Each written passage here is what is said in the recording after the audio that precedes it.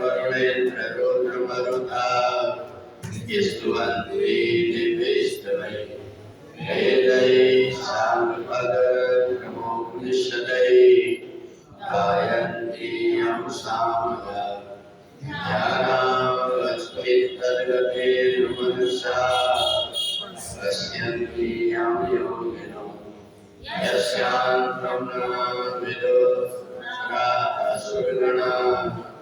देवाय तस्मै नमः देवाय तस्मै नमः देवाय तस्मै नमः। 11वें अध्याय में परमात्मा का विश्वरूप का वर्णन है। नवेद यज्ञात् नैन दानै न च क्रियाभिः न तपो विरूपैः एवं रूपा सत् अहं न लोभे द्रष्टुं प्रदन्नेन गुरु ब्रवीर। कुछ ऐसी बस बात होती है जो ना वेद पढ़ने वाला जानता है, ना तो तप करने वाला जानता है, ना उपवास करने वाला। कुछ चीजें ऐसी हैं जो केवल परमात्मा के हाथ में रहती है। परमात्मा ही उसको दे सकते, परमात्मा ही जिसको चाहे वो ज्ञान करा सकते और वो लाभ उसको मिल सकता है। भगवान ने अर्जुन से बताया कि विश्वरूप का जो दर्शन है सामान्य व्यक्ति को इसलिए नहीं हो पाता क्योंकि उसकी आंख में इतनी क्षमता नहीं है। बहुत सारी चीजें जो हमारी आंख में धुंधली दिखाई देती है, हम चश्मा लगा करके देखते हैं। बहुत सारी ऐसी चीजें हैं जिनको हम वैसे नहीं लगा देख पाते, तो उनके लिए अलग अलग चीजों का प्रयोग करते हैं। ऐसे ही परमात्मा का विश्वरूप भी, परमात्मा का विश्वरूप जिसमें हर जगह परमात्मा ही दिखाई देते हैं। पेड़ में परमात्मा कैसे रहते हैं, मूर्ति में परमात्मा कैसे रहते हैं, अन्य प्राणियों में कैसे रहते हैं, ये केवल हम उसी चीज से देख पाते हैं जिन चीज से उनको देखा जा सकता है। और इसलिए भगवान ने अर्जुन को दिव्य दृष्टि देकर के अपना विश्वरूप दिखाया। और जब विश्वरूप देखा अर्जुन ने तो उसके मन के अंदर आश्चर्य लगा कि मैं रात दिन जिनके साथ में रहता था उन परमात्मा के विश्वरूप को मैं देख नहीं पाया। परमात्मा इतने विराट है, इनको मैं केवल अपना सखा समझते रहा, अपना मित्र समझते रहा और इनके कुछ काम को सुन करके देख करके इनको विचित्र पुरुष मानते रहा।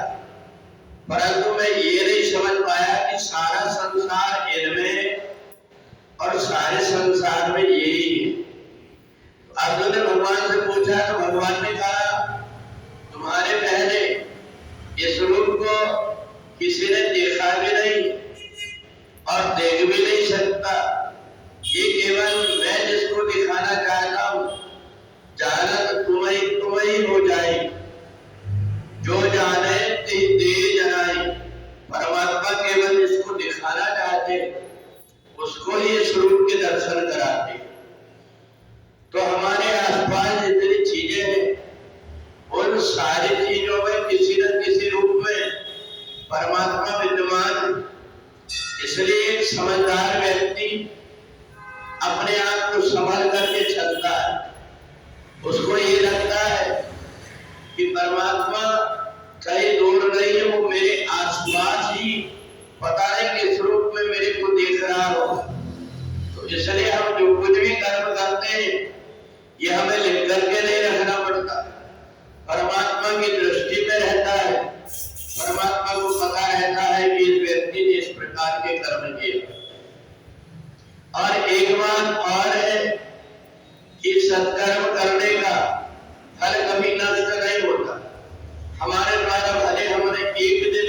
अच्छा कोई काम किए हो, उसका फल नष्ट नहीं होता, उसका फल तो हमें ब्याज समेत मिलता ही मिलता।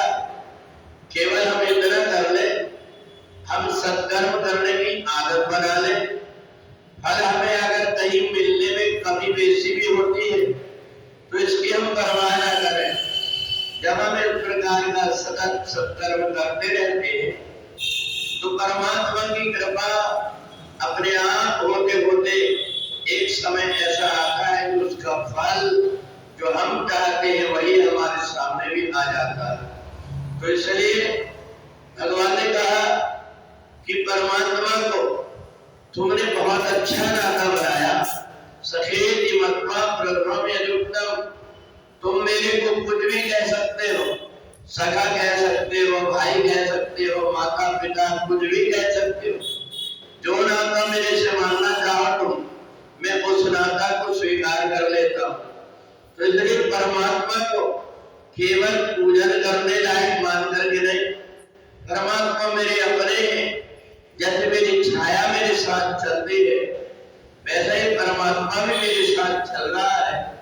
अगर ऐसी हमारी अनुभूति हो जाए, ऐसा हमको ज्ञान हो जाए तो हम हमेशा परमात्मा के साथ में ही रहते, परमात्मा से कहीं अलग नहीं है। और जब हमारी ऐसी धारणा हो जाती है तो भगवान अपने साथ साथ कहते चलते हैं कि जहां भक्त मेरा पग धरे वहां धरो मैं हाथ, और पीछे पीछे मैं जरूर कभी न छोड़ू साथ। तो परमात्मा केवल पूजा करके और एक जगह रख देने की नहीं है, बल्कि परमात्मा का एक स्वरूप स्थूल रूप से जहां कहीं भी बैठा हो, परंतु सूक्ष्म रूप से परमात्मा मेरे साथ में चल रहे हैं, ऐसा मान करके जिसकी धारणा हो जाती है, परमात्मा को अपने प्राण के रूप में जो अपने साथ में रख करके चलता है,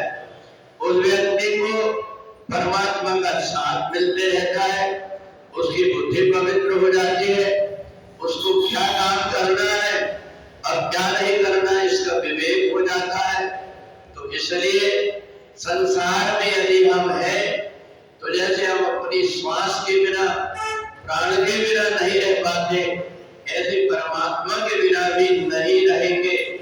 ऐसी धारणा मन में धारण करके परमात्मा के जो नित्य संग रहता है, परमात्मा के नित्य साथ में रह करके और उठते बैठते चलते फिरते खाते पीते हर समय तुम्हें निवेदित भोजन कराई। भोजन तो करूंगा पर पहले परमात्मा को निवेदन करके करूंगा। ऐसा करके जो व्यक्ति परमात्मा को अपने साथ जोड़ लेता है उसको ही एक न एक दिन परमात्मा के दिव्य विभूतियों का अनुभव हो जाता है। बोले वृंदावन।